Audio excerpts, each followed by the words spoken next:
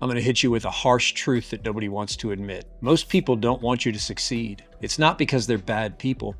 It's because if you succeed, they're scared you're going to expose the risks they weren't willing to take. If you want to separate yourself from the crowd, you're going to have to break your stinking thinking and observe the masses and do the opposite. If you want to break free from the crowd, you're going to have to break your habit of average thinking and separate yourself. Let's talk about that. A lot of people want to see you fail to justify the risks they weren't willing to take.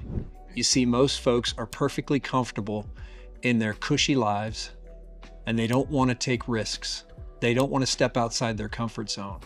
And the moment you begin to do that, it exposes them to their fears that what if you go out there and succeed, they're going to be thinking for the rest of their lives, what if I tried? What if I succeeded? What if I took that risk? And see, by you going out there and doing your thing and separating yourself, you're exposing them to their weaknesses, their average thinking, and their mediocrity. When you start something new, like a YouTube channel or a fitness journey, or heck, even a business, the first thing people say are, why are you going to do that? They want to know why you're willing to step out, why you're willing to take that risk. Not so much because they want to know why, it's because they're trying to get you to admit that you don't want to do it. Actually, what they're trying to do is they're trying to project their fears onto you. They don't want you to accomplish that thing.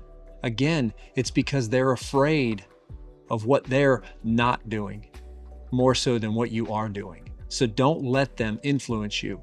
Don't let their, why are you doing that, get in your way. In order to be extraordinary, you've got to do that little extra that makes people uncomfortable. The average person avoids discomfort. Successful people embrace it. They know that that discomfort, that stress, that challenge is going to make them better and it's going to help them achieve their goals.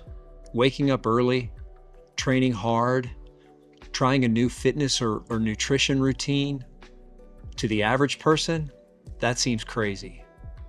I remember when I first started my weight loss journey and really got into running. At work, people would say, what are you doing? Because they started to notice my body was changing. And I told them I was getting up at 4 o'clock in the morning and running.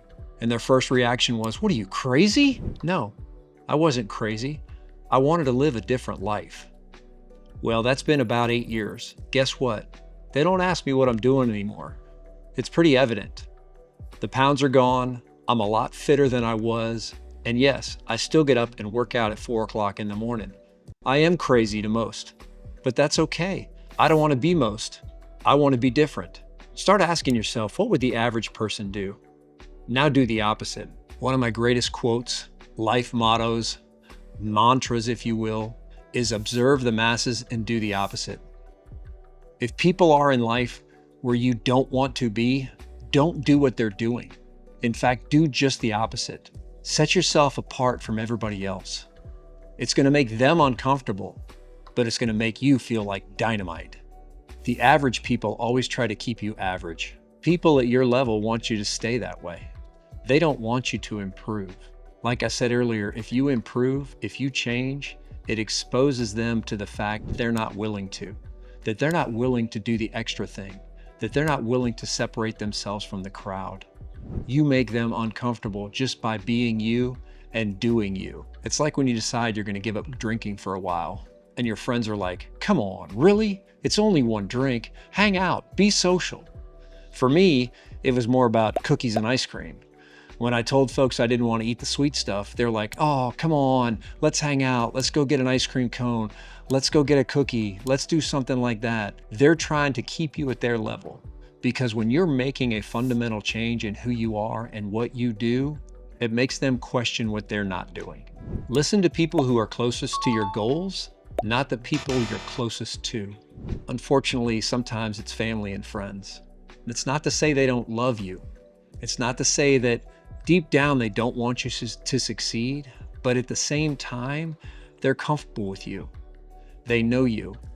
And if you haven't been somebody who's always been striving, and this is something new for you, it's going to feel different for them. It's going to be a little bit different dynamic. and you really can't do anything about family.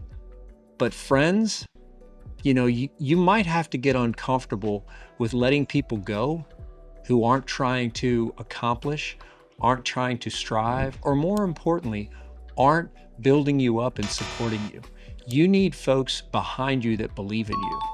And if you can find people who are closer to your goals, who are maybe trying to accomplish that same thing you're trying to accomplish, and use them as a mentor, someone who can lead you to that mindset, to that nutritional goal, to that career goal, somebody who's actually done the work, and it's not just an opinion.